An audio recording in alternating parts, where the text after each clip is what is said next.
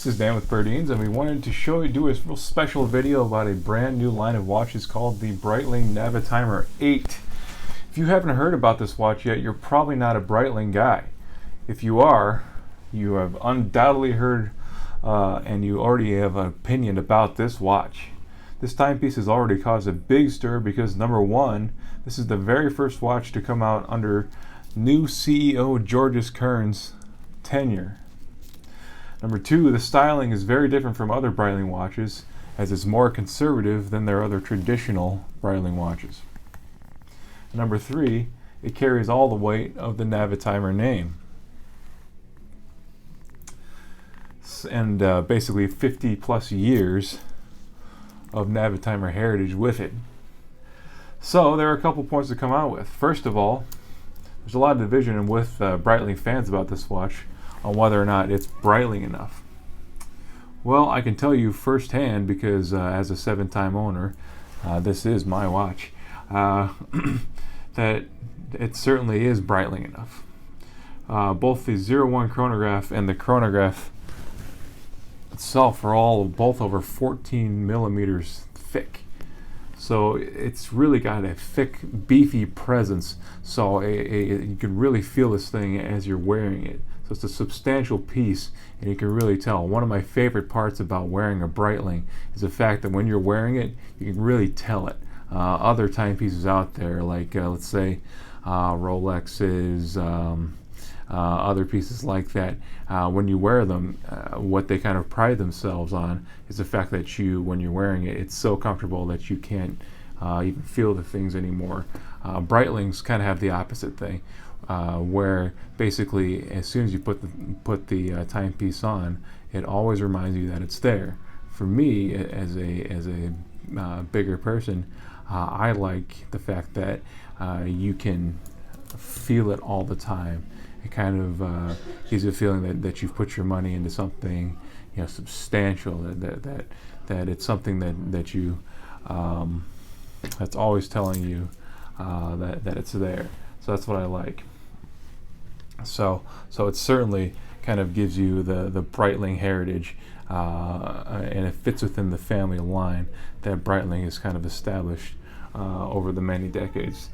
So secondly, there's also another major sticking point, is the proximity to the IWC pilot line.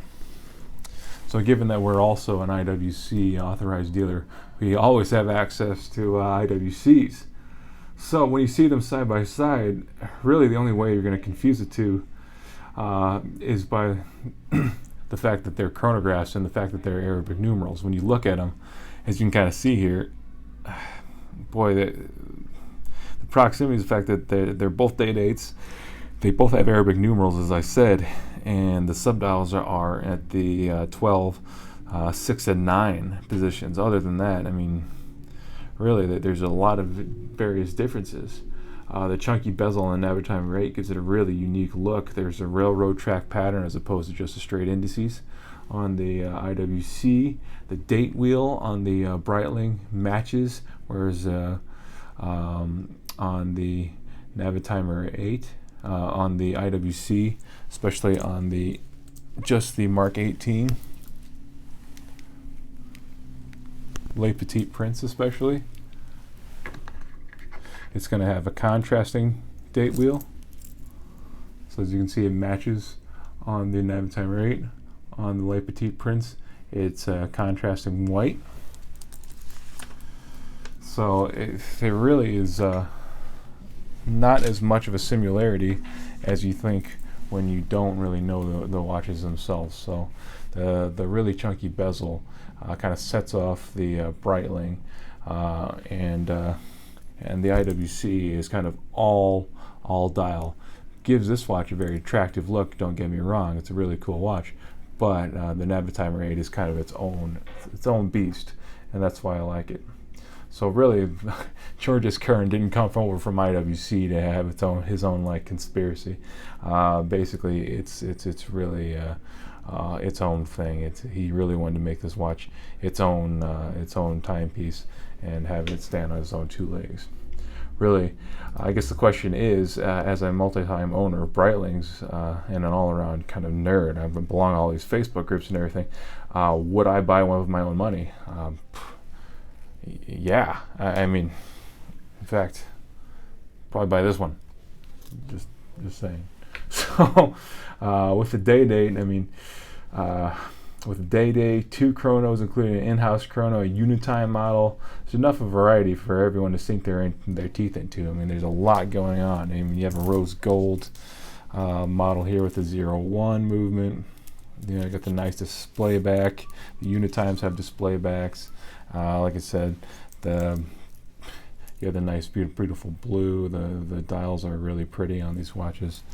You have, reverse panda. There's really a lot of the same tropes that you have that are really attractive today, that are going to stand the test of time from this modern era of watchmaking, are here within the Navitimer 8.